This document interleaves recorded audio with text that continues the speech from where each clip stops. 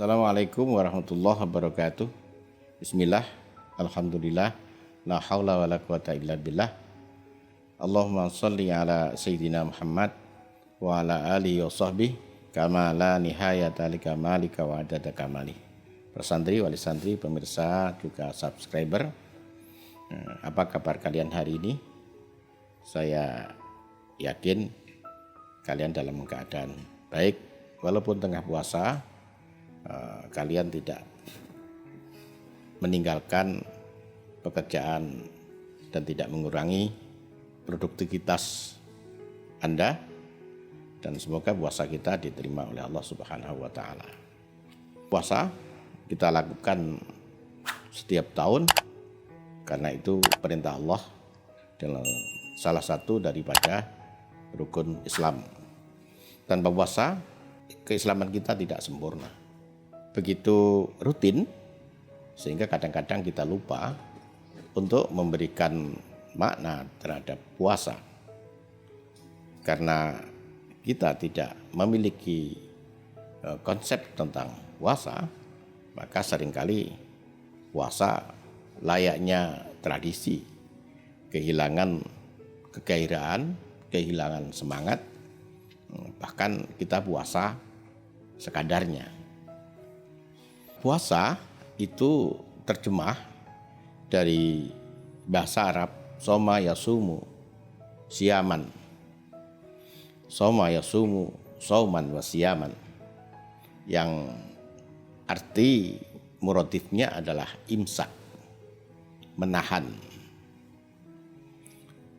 Dari arti bahasa inilah kemudian menimbulkan arti istilah.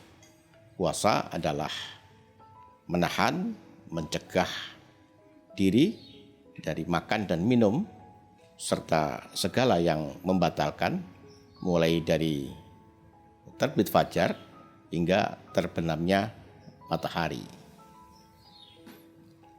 Dari sini, para ulama mencoba membagi puasa menjadi beberapa tingkatan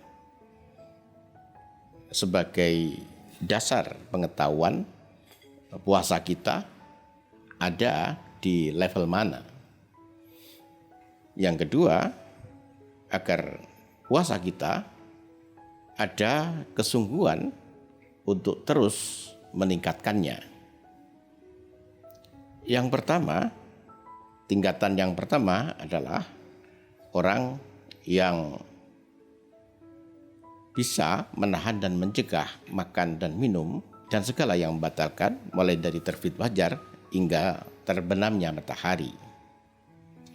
Level yang selanjutnya yang lebih tinggi adalah seseorang, kecuali sudah melakukan yang pertama, dia juga mempuasakan anggota badannya. Tangannya puasa, kakinya puasa, mulutnya puasa, matanya puasa, telinganya puasa, pikirannya puasa, imajinasinya juga puasa. Kita tidak mungkin melangkah kalau di sana tidak ada sesuatu yang manfaat. Kita tidak memegang sesuatu kalau sesuatu tidak memberikan kebaikan. Demikian juga kita tidak mungkin melihat, mendengar, atau berbicara kalau itu tidak memberikan manfaat lahir dan batin kepada kita. Pikiran juga demikian, kita tidak berpikir hal-hal yang buruk. Kita isi pikiran kita dengan hal-hal yang positif. Imajinasi kita juga demikian, tidak kita biarkan imajinasi yang liar, tapi imajinasi yang memberikan target-target kebaikan. Inilah puasa yang jenis yang kedua. Nah, puasa yang lebih tinggi lagi, kecuali orang yang sudah bisa melaksanakan puasa jenis pertama dan jenis yang kedua, dia juga bisa mempuasakan rahasia hatinya dari sesuatu selain Allah Subhanahu wa taala. Para santri, wali santri, pemirsa, juga subscriber, dalam kehidupan kita sehari-hari, kendati pun kita sudah bersyahadat bahwa kita bersaksi tidak ada Tuhan kecuali Allah. Dan kita bersaksi bahwa Nabi Muhammad SAW adalah utusannya. Kita bersaksi dan meyakini bahwa tidak ada yang bisa memberikan manfaat bagi kita kecuali Allah. Dan juga tidak ada sesuatu yang bisa memberikan mudarat kepada kita kecuali Allah. Tapi dalam kehidupan sehari-hari kita sering punya andalan lain, punya makhluk lain. Mungkin dia adalah penguasa, mungkin dia adalah orang kaya, mungkin dia orang-orang yang kita hormati, yang kita pandang mampu memenuhi apa yang kita inginkan, mampu mempengaruhi kebijakan-kebijakan yang membuat kita menjadi lebih baik atau sebaliknya menjadi lebih buruk. Orang yang puasa membebaskan ini, membebaskan sesuatu selain Allah Subhanahu wa ta'ala. La maqsuda illallah, tidak ada yang dituju kecuali Allah. La ma'buda illallah, tidak ada yang disembah, tidak ada yang diberikan persembahan dalam seluruh aktivitas kita, lahir dan batin, kecuali Allah Subhanahu wa ta'ala. Bahkan kemudian la maujuda illallah, tidak ada yang maujud sebenarnya kecuali Allah. Dalam kehidupan sehari-hari kita bisa melihat sesuatu. Banyak hal yang bisa kita lihat dan semua bisa kita definisikan. Hanya satu yang tidak bisa kita lihat, Allah Subhanahu wa ta'ala.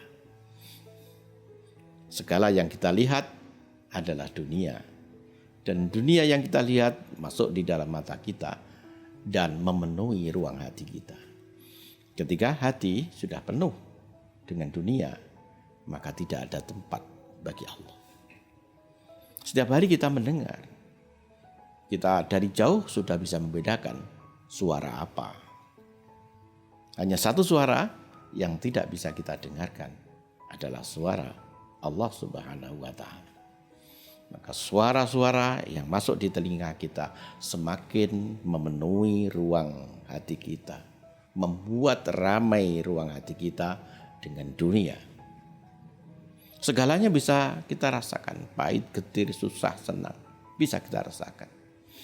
Yang satu yang tidak bisa kita rasakan adalah kehadiran Allah dalam diri kita.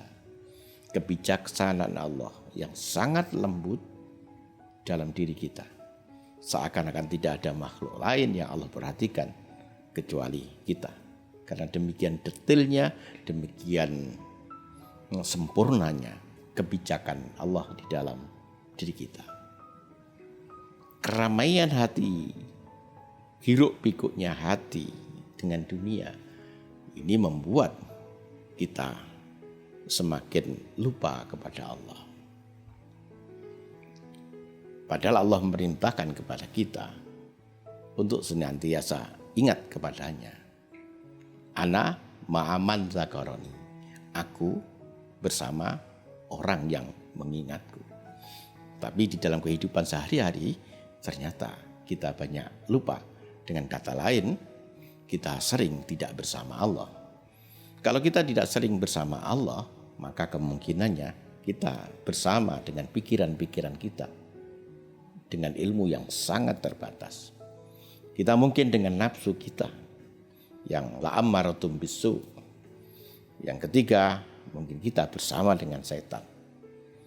Tiga hal ini, manakala kita lupa kepada Allah yang menyamai kita, yang bersama di kita. Bayangkan, hidup kita harus mengambil keputusan, tapi ternyata yang berperan di dalam keputusan itu adalah pikiran terbatas kita, kemudian nafsu kita, bahkan setan yang ada di dalam diri kita.